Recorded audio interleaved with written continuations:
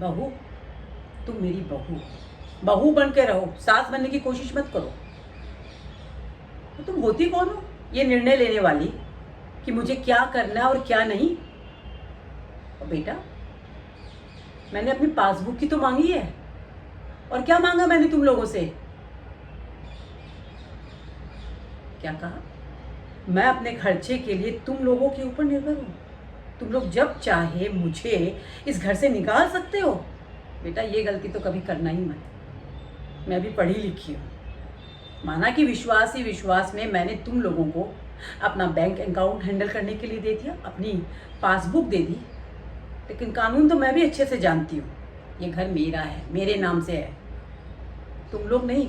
बल्कि मैं जब चाहे ना तुम लोगों को इस घर से निकाल सकती हूँ। और रही बात खर्चे की, तो बेटा, भारतीय कानून के हिसाब से जिन बच्चों को अनुकंपा पर नौकरी मिलती है ना, उन्हें अपनी माँ का भरण पोषण उनके जीवन काल तक करना पड़ता है।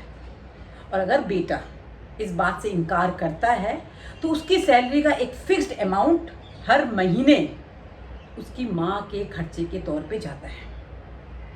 और अगर बेटा इससे भी इनकार करता है तो सरकार जब चाहे उसे नौकरी से, इस सेवा से बर्खास्त कर सकती है।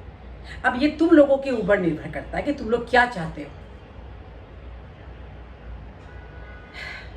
माँ हूं तुम लोगों की, इस घर से तो तुम लोगों को नहीं निकाल सकती हूँ, वरना तुम लोगों ने जो हरकत की है ना, उसके बाद तुम लोगों का यहाँ रहना बनता नहीं है। और रही बात खर्चे की, तो बहू, अगर तुम्हें ऐतराज है मेरे खर्चे पर तो ठीक है। बेटे की जो सैलरी आती है हर महीने मुझे एक फिक्स्ड अमाउंट दे दिया करो खर्चे के तौर पे, बस। लेकिन अब आँख मूंद कर मैं तुम लोगों के ऊपर विश्वास तो नहीं कर सकती। इसीलिए मुझे मेरा पासबुक, मेरी चेकबुक सब दे दो। अब मैं अपना जो बैंक अकाउंट है खुद हैंडल करूँगी। और हाँ बेटा, एक बात अच्छे से याद रखना, मैं आज के ज़माने की माँ हूँ।